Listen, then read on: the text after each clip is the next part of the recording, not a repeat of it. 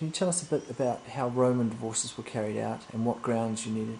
Yeah, in Roman life was very simple because there you could just walk out on a marriage and that was it. If a wife walked out of her husband's house saying the marriage is over, then the marriage was over. You didn't need a piece of paper, you didn't need a court, you didn't need any lawyers to say that it had finished.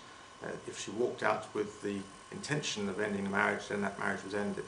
And equally the man, if he threw a wife out of the house with the intention that the marriage was over, then the marriage was over. You can call it divorce by separation. And that was it. Everything's finished. Very simple. And you have a reference to that in Corinthians. In Corinthians you have Paul telling Christians not to use that divorce by separation. He says, to the married I give this command, not I but the Lord, because Jesus was talking about divorce for any cause, a no-fault divorce, and the divorce by separation was a no-fault divorce. So Paul can apply it directly to the Roman situation. To married I give this command, not I but the Lord, that a wife should not divorce her husband, or strictly speaking in the Greek it should not separate from her husband. She shouldn't walk out on the marriage. But if she does, let her remain unmarried or be reconciled to her husband. And a husband should not divorce, or again in the Greek it's more sending away, throwing her out of the house. Should not send away his wife, because that would be a divorce by separation. Paul says, that, like Jesus does, that they're not really divorced. And he says, well, if she has, and he only says if she has, this is interesting. It looks like there was an actual example of this in Corinth, because throughout chapter 7, he's forever saying the husband does this, and also the wife does that, the man does this, also the woman does that.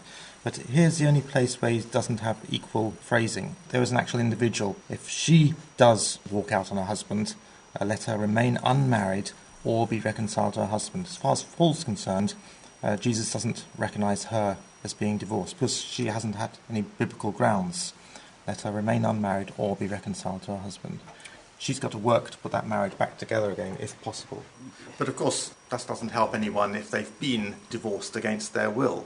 If they are the husband who's been abandoned by her wife, what on earth does he do then? He can't work for that reconciliation if she doesn't want to. And although Paul can tell a believing woman to go back to her husband, but tell a believing man to go back to his wife, if it's an unbeliever, they're just not going to listen. They're not going to do it. Can they remarry? But Paul does address that. This would apply to someone who's acting like an unbeliever as well as an unbeliever. Verse 15, he says, well, if that unbeliever has left, of course a believer would never do this because he'd do what Paul said and try for reconciliation. Well, you'd hope so. Well, in New Testament times you did, because if you didn't, you were excommunicated, then you were an unbeliever. If the unbeliever wants divorce, let it take place, because in those circumstances the brother or sister is not bound. It's very difficult to know what it means there, not bound. It's a word of enslavement. You are no longer bound as if in slavery. But we get the clue as to what that bound means in the words of a Jewish divorce certificate.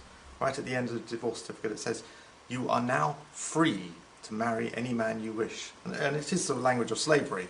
It's exactly the same language that's used in the freedom from slavery certificate. You are now free. And most of the law about divorce in the Old Testament is based around a law of slavery. And she was released if the marriage vows had been broken. So all the time with divorce, there's that concept of slavery and being released from slavery in Judaism. Paul's saying here, well, if that non-Christian has walked out or sent you out from the marriage, the divorce has happened, nothing you can do about it, you are now no longer bound, you are now free to marry any man you wish.